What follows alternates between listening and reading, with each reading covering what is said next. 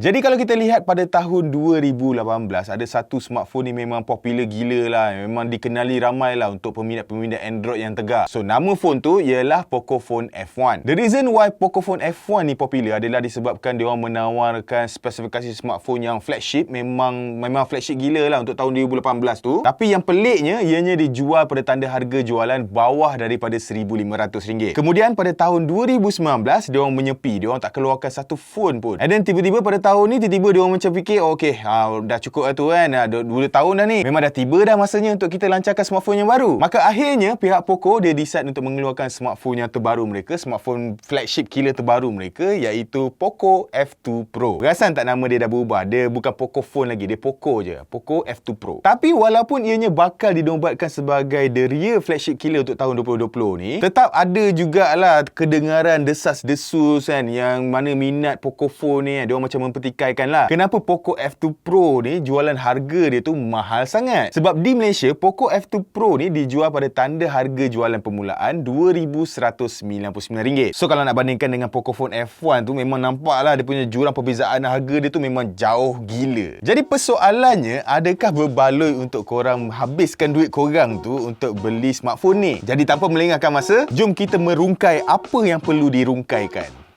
Let's go!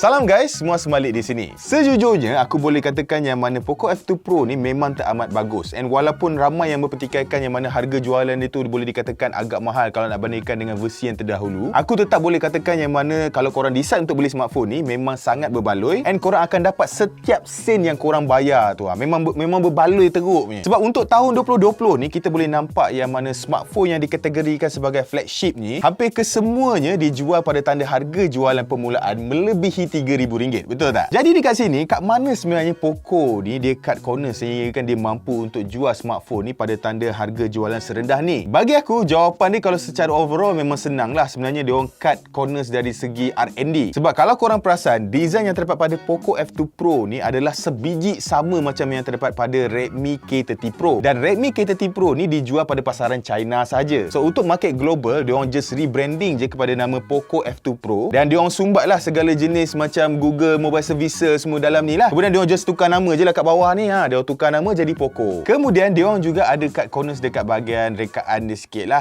Dekat situ kita akan bercerita lah pasal rekaan dia. Kalau kita lihat dari segi rekaan luaran dia ni, macam korang nampak, memang sebenarnya tak ada sebarang cacat cela pun. Yes, phone ni memang sedikit tebal, tapi aku okey sebab dia dimuatkan dengan bateri yang besar. Skrin depan dan belakang dia pun dilindungi dengan Corning Gorilla Glass 5. Rekaan kamera dia yang bulat ni pun memang nampak cantik. Finishing matte pada back panel dia ni pun nampak premium. And feel bila pegang dekat tangan tu pun memang rasa sedap. So aku tak ada benda nak komplain. On top of that, aku suka sentuhan-sentuhan kecil yang diletakkan pada smartphone ni. Contohnya warna merah dekat power button dia ni. Dan dia masih lagi ada IR blaster untuk korang gunakan as remote control. And dia juga masih lagi ada lampu LED notification pada bahagian atas ni. Kemudian pada bahagian hadapan pula, kalau dahulunya skrin IPS LCD, pada tahun ni ianya didatangkan dengan penggunaan skrin Super AMOLED bersaiz 6.67 inch Full HD Plus tanpa notch. Dan yang lagi aku suka, pertama, skrin dia memang tak ada curve, so memang thanks Poco. Dan yang kedua, dia memang mempunyai bezel yang sangat minimal. So dengan ini korang akan dapat enjoy the whole screen tanpa sebarang gangguan. So panel skrin dia ni aku boleh kata memang agak bagus lah sebab dia mempunyai color yang punchy, view angle yang bagus, dia punya skrin pun memang sharp. Cuma untuk tahun 2020 ni, sebagai sebuah flagship punya smartphone kan, ianya masih lagi didatangkan dengan skrin yang mempunyai kadar refresh rate 60Hz sahaja. Which is bagi aku tak adalah teruk sangat pun sebenarnya. Yelah, memanglah kalau kita tengok dari segi untuk sebuah smartphone flagship tu, kebanyakan smartphone lain memang dia dah menggunakan skrin dengan kadar refresh rate yang lebih tinggi, 90Hz, 120Hz. Tapi itulah, harga untuk smartphone dia orang ni pun memang agak mahal juga sebenarnya kan. So untuk Poco decide untuk masih lagi menggunakan 60Hz pada smartphone ni memang agak logik lah. Sebab tu dia punya harga jualan dia tu dia boleh letak murah sikit. So dengan penggunaan skrin OLED ni,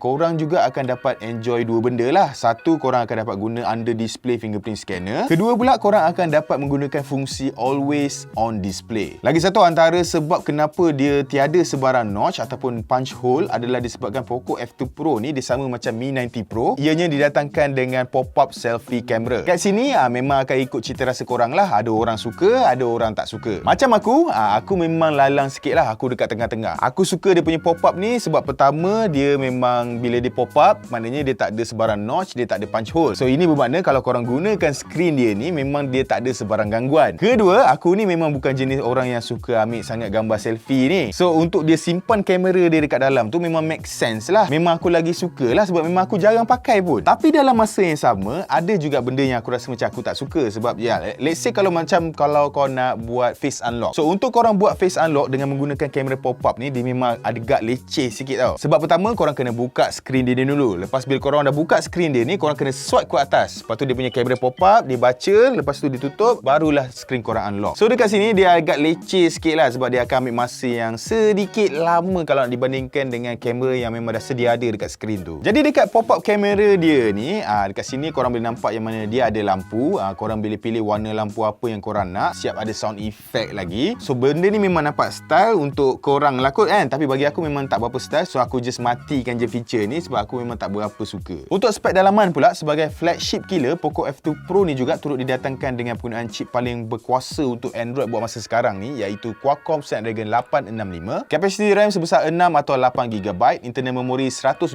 atau 256GB. Tiada sebarang slot micro SD dan ianya menjalankan sistem operasi Android 10 dengan antarmuka MIUI 11. Untuk MIUI ni ataupun MIUI, ikutlah macam mana korang panggil kan. Aku panggil MIUI. So MIUI dia ni memang sama je macam kebanyakan MIUI yang lain yang ada kat pasaran sekarang. Korang memang tetap akan ada nampak dia punya iklan tu semua, memang tetap akan ada. Tapi bagi aku tak payah risau sebab korang boleh disablekan pun iklan tu sebenarnya. Cuma dia leceh sikit lah sebab korang kena pergi ke setting, lepas tu korang kena matikan recommended tu semua. Yalah, korang faham lah apa yang aku cakap kan ni. Lepas tu dalam MIUI ni sendiri, dia ada beberapa feature yang korang boleh gunakan. Antaranya macam game turbo, iaitu dia adalah macam launcher untuk game-game yang korang dah install dalam phone ni. Kat sini korang boleh buat lah few customization untuk setiap game korang. And untuk launcher phone ni pula, dia menggunakan Poco Launcher secara default. So kalau korang gunakan Poco Launcher ni, maknanya dia ada app drawer lah. Dia tak adalah korang kena swipe kat tepi macam tu kan, macam MIUI Launcher tu. Untuk performance dia, aku boleh kata yalah, untuk Snapdragon 865 ni dia memang berdesup laju. Memang korang takkan ada sebarang masalah. And even kalau korang main game pun, korang memang boleh letak lah setting grafik paling tertinggi tu, memang korang boleh lenjan lah, memang tak ada masalah. Cuma apa yang aku perasan, kalau korang main game terlampau lama sangat, memang korang akan rasa suam-suam sikit dekat bahagian belakang ni. Tapi dekat sini aku perlu bagi tahu pada korang tak perlu risau sebab dia ada teknologi liquid cooling system dekat dalam smartphone ni. So ini bermakna walaupun dia panas pun, sebenarnya panas dia tu adalah sebabkan dia nak distribute kepanasan tu ke body smartphone. Jadi dekat sini apa yang pentingnya, walaupun dia panas dekat bahagian belakang ni, dia memang takkan menjejaskan frame rate waktu korang main game tu. Dia akan sentiasa, performance dia akan sentiasa bagus je. Cuma apa yang tak bestnya ataupun dia rasa macam turn off sikit adalah ianya masih lagi didatangkan dengan setup mono speaker. Sebab selalunya kalau flagship ni, diorang selalunya akan datangkan dengan smartphone yang menggunakan stereo speaker. Tapi yang ini just mono speaker. Tapi bagi aku, dia punya mono speaker dia memang just nice. Dia punya bass dia tu memang ada rasa kurang sikit, tapi overall memang okey lah, boleh digunakan. Kalau korang nak rasa best lagi time gaming tu, aku memang nasihatkan untuk korang gunakan audio jack je. Yes, dia masih lagi ada 3.5mm audio jack. Memang agak rare lubang ni sebenarnya. Dan apa lagi? Vibration motor dia. Untuk dia punya haptic feedback ni, aku boleh kata dia just okay je lah. Korang memang takkan dapat haptic macam phone-phone yang harga 3K ke atas tu, and dalam masa sama juga korang takkan dapat vibration macam phone-phone mid-range tu. So dia just nice lah. Dia tak adalah teruk sangat and dia tak adalah bagus sangat. Tapi satu tempat yang aku berani katakan yang mana Poco F2 Pro ni memang excel gila adalah pada bahagian dia punya battery performance dia. So Poco F2 Pro ni didatangkan dengan kapasiti bateri sebesar 4700 mAh. Dan disebabkan ianya masih lagi menggunakan skrin dengan kadar refresh rate 60Hz, lepas tu ditambah pula dengan penggunaan chipset 865 ni, kalau korang ni memang kaki game, memang aku boleh kata korang akan puas hati teruk lah. Sebab bateri dia memang tahan lama teruk. Kalau korang ni jenis yang tak main game pula, memang korang akan lagi puas hati lah. Sebab macam aku hari tu, aku cabut bateri daripada 100%, aku cabut pada pukul 6 pagi, and then pada pukul 12 malam, aku masih lagi ada mempunyai dalam 32% bateri bateri lagi. And pada masa tu bila aku check, aku dah menggunakan smartphone ni, dia punya screen on time dia tu dah dekat 6 jam dah. Jadi memang kat situ aku memang cukup puas hati lah dengan dia punya performance bateri. Dan untuk pengecasan pula, dengan menggunakan adapter 30 watt yang dibekalkan dalam kotak tu, 0 hingga 100%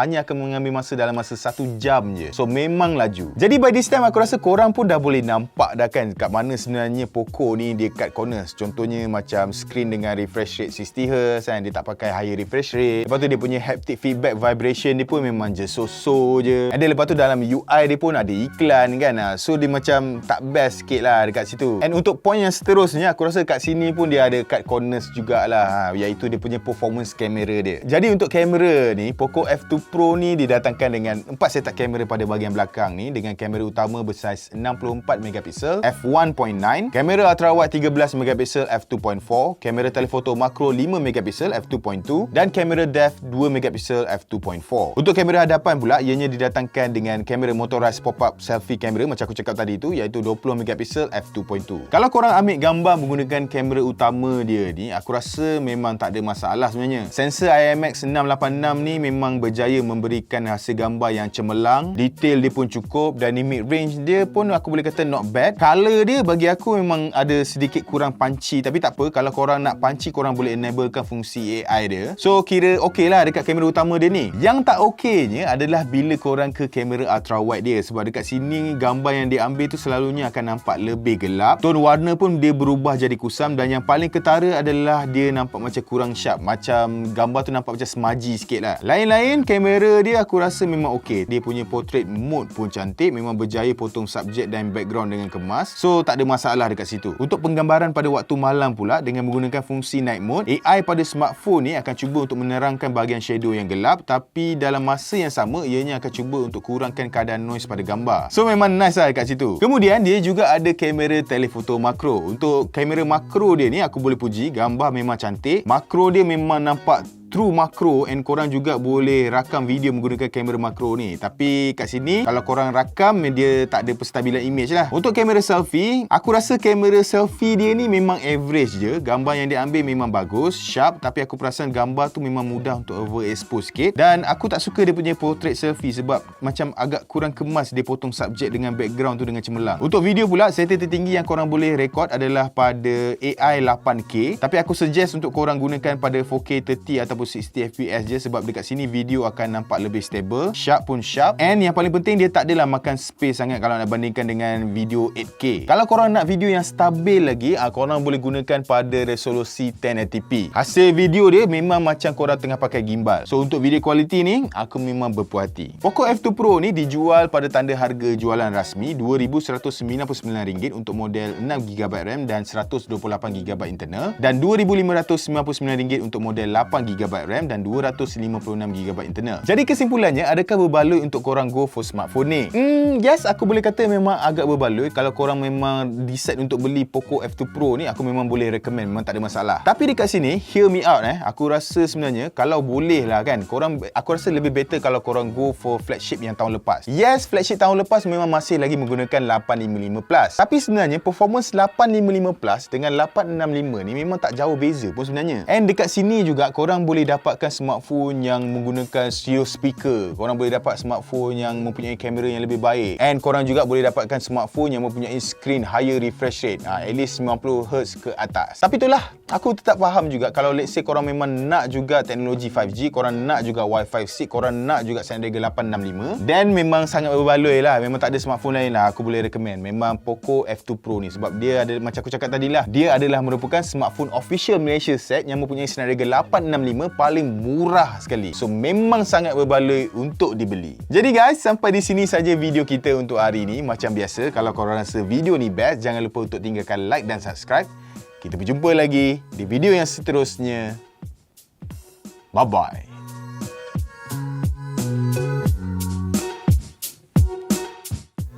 Oi, video dah habis. Sambung tengok ni 2 video link ni. Ataupun korang nak lebih lagi video daripada kami, jangan lupa subscribe Wiser.my. Atas ni yang butang kat atas ni, korang tekan dulu. Okey, lagi satu jangan lupa follow Wiser.my dekat website, dekat IG, dekat Twitter. Bye.